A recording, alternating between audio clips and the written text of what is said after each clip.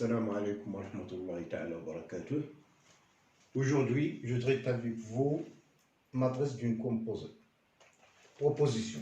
Soit F appartient à L de EF, G appartient à L de FG. BE, BF, BG sont respectivement des bases de E, F, G. La matrice de G en F dans les bases BE, BG est égale à la matrice de G dans BF, BG fois la matrice de F dans BE, BF.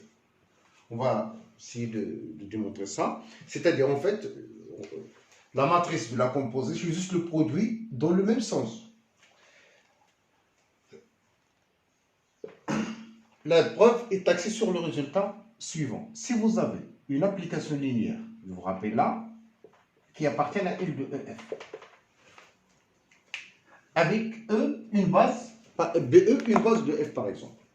J'ai par exemple BE est égal à E1, E2, En, une base de E, BF égale A1, A2, jusqu'à AP. Alors, si j'ai un élément qui appartient à E, je sais bien qu'il se décompose comme étant la somme de XI, EI. Et un élément Y qui appartient à E, il va se décomposer sous la forme la somme de YG, AG. G allant de 1 jusqu'à P, I allant de 1 jusqu'à N. Qui dit f de x est égal à y, ça signifie que le vecteur colonne des coordonnées de y, c'est-à-dire y1, y2 jusqu'à yp, est égal à la matrice de l'application linéaire f appliquée à x1, x2, xn. C'est-à-dire, il va s'écrire alors matriciellement le y, le vecteur colonne de vecteur y, est égal à la matrice M de f fois le vecteur colonne x, la matrice dans les bases BE, BF. Là, qui dit G rond f de x égale à z, par exemple, je considère à chercher grand Z en fonction du grand X. La matrice colonne dit Z en fonction de la matrice colonne des X. Qui dit G en f de x égale à Z, ça veut dire que G de f de x égale à Z, par la définition de la composée. Je note provisoirement f de x est égal à Y, pour avoir le lien après avec x et Z. Je note gf de x égale à Y, donc ça revient donc à écrire G de Y égale à Z. Avec Y, c'est f de x. Et ça, donc j'applique ça. Je traduis ça d'une manière matricielle, ça veut dire que, le vecteur colonne Z, c'est-à-dire la matrice colonne des coordonnées de Z, est égal à la matrice de G dans les bases de l'espace concerné, c'est BF, BG, fois le colonne de Y égale à Z. C'est ce qu'on a écrit ça. Mais par ailleurs, je traduis le fait que f de x est égal à Y. Ça veut dire quoi? Ça veut dire que la matrice Y est égale à la matrice de F appliquée aux colonnes de X. Et donc, c'est ce qu'on a écrit ça. Donc, il ne reste qu'à combiner cette matrice pour dire que c'est la matrice de G, BF, BG, fois la matrice de F dans les bases BE, F, tout ça appliqué à x est égal à z. Ça veut dire que la matrice de l'application composée, c'est le produit des matrices de G et F. Et faites attention, on n'a pas le changement d'ordre. Matrice de G en F, c'est matrice de G fois matrice de F. Donc, je passe à une conséquence de ce théorème.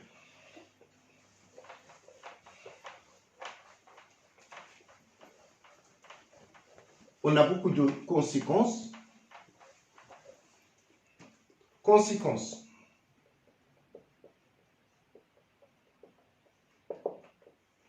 Si f de E vers E, de F, E vers F, un isomorphisme, alors, avec BE égale E1, En base de E, BF égale A1, A2, AN, donc la même dimension, base de F. C'est-à-dire un isomorphisme, c'est une application linéaire bijective de E vers F.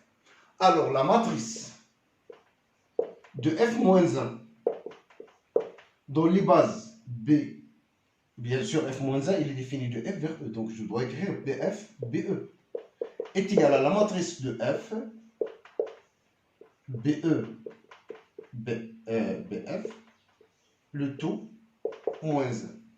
Donc, une conséquence, ça découle du fait que lorsque j'écris F-1 en F est égal à identité.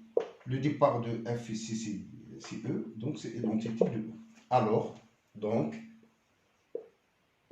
la matrice de F-1 dans les bases BF, BE, directement fois la matrice dans les de F dans les bases B, E, BF est égale à la matrice de identité dans les bases BE, B.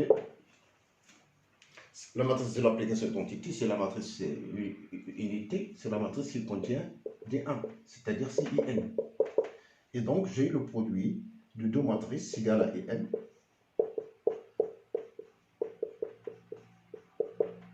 Fois la matrice de F dans les bases BE, BF, égale. Donc, cette matrice est inversible, et c'est en inverse, c'est ça. Et donc, mais on a vu que dans la définition, pour avoir que A fois A inversible, ça veut dire que A fois B, il existe un B tel que A fois B égale à IN, et B fois A égale à IN. On avait un théorème qui nous restreint à une seule égalité. Si j'ai A fois B égale à IN, automatiquement B fois A égale à IN, par un théorème des applications linéaires et appliquées aux matrices. Donc voilà pour la conséquence. Maintenant, je passe aux formules de changement de base.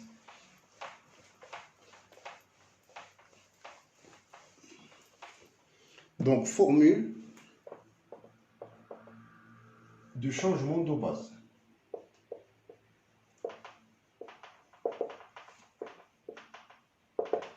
Donc, définition de la matrice de passage. Définition, matrice de passage.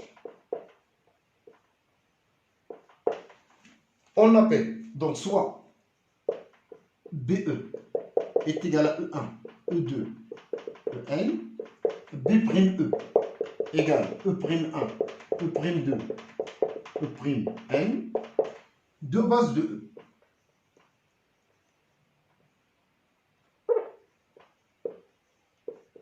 On appelle matrice de passage de B à B', de BE à B'E, les bases d'un même espace vectoriel. La matrice notée P, B, E, B', E, ou parfois sans aucun symbole, P, dont normalement, c'est une de Mn de K. Donc, tel que la IN colonne de PE de cette matrice est formée et constituée des coordonnées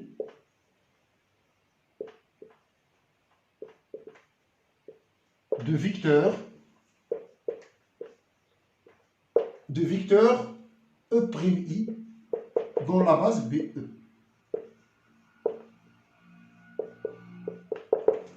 C'est-à-dire, la matrice de passage, par exemple, là, pour écrire cette matrice de passage BE, B'E,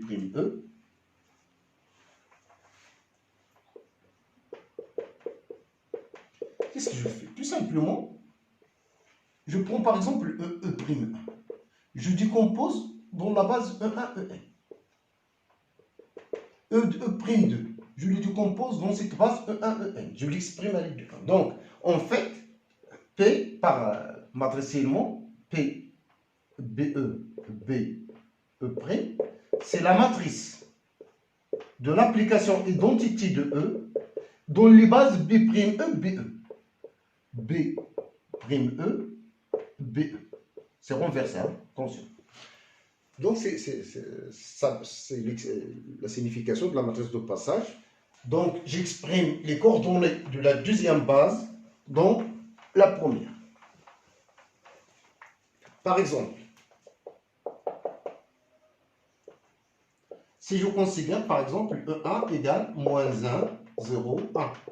E2 égale 3, 0, moins 1. E3 égale 0, 1, 1.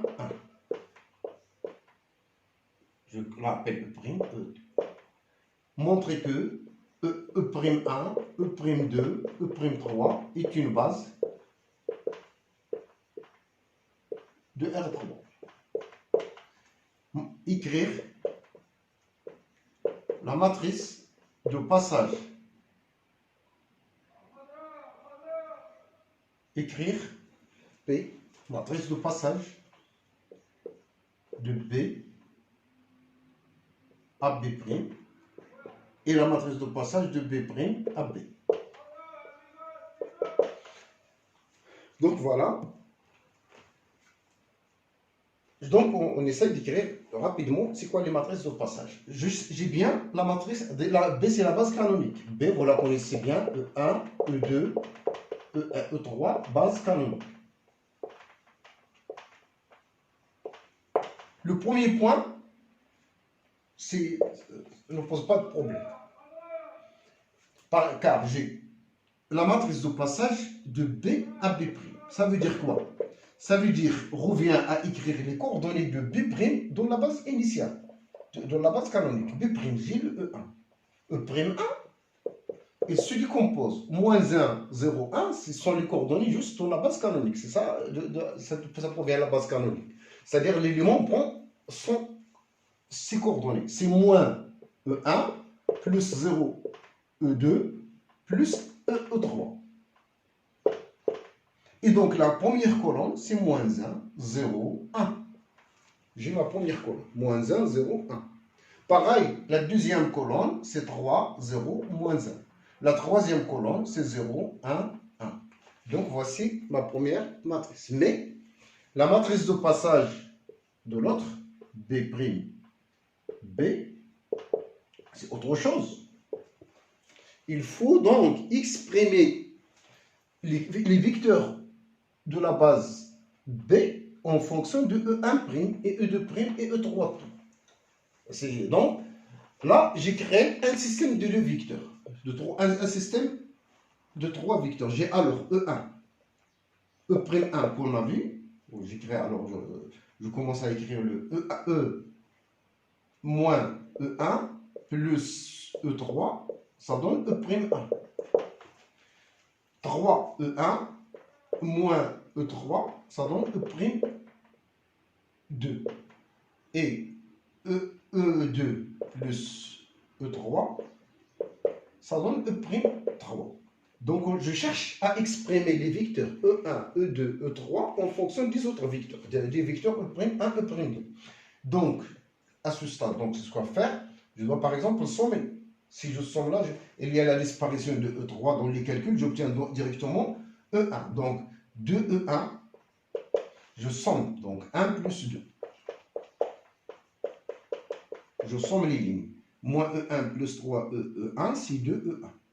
Le E3 va disparaître, donc c'est E'1 plus E'2. Donc, j'obtiens E1.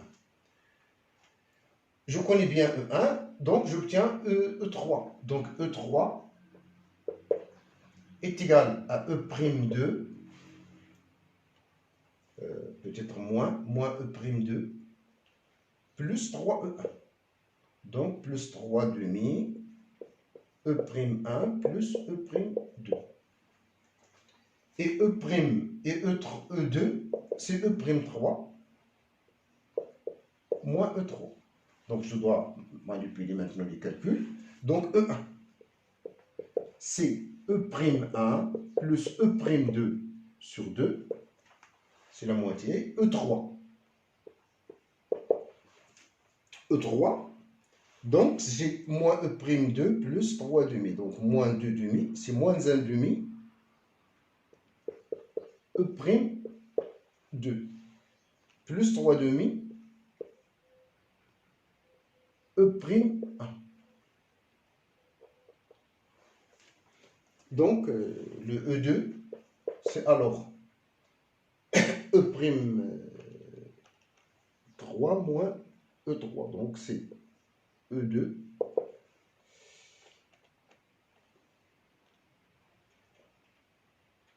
c'est moins 3 demi E'1 plus 1 demi E'2 plus E'3.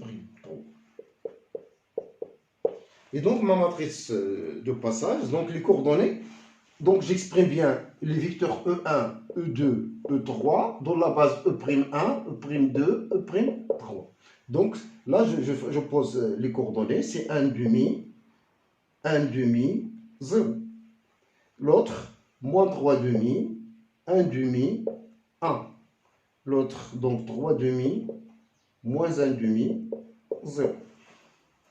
Et donc voilà, mais il faut respecter E1, E2, E3.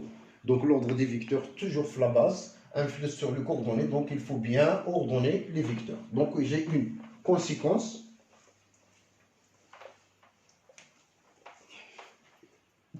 Conséquence.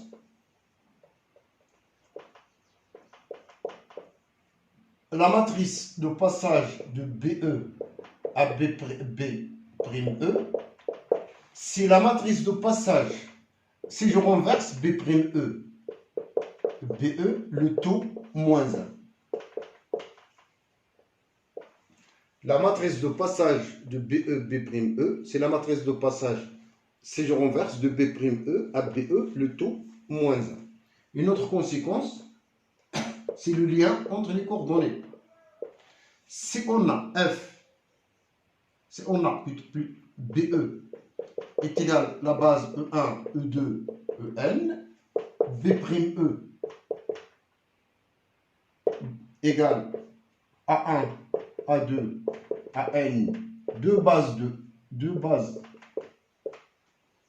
E,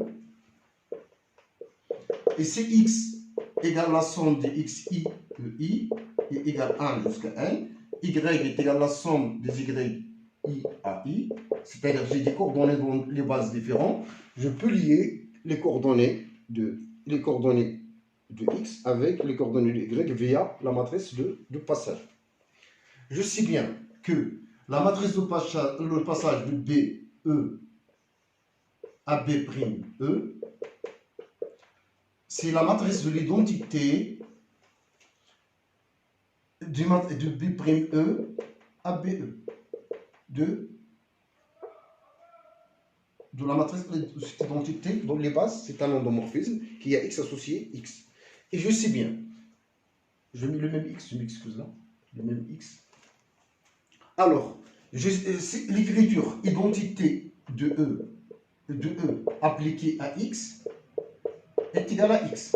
Ça veut dire que ça, je prends alors ça, la matrice.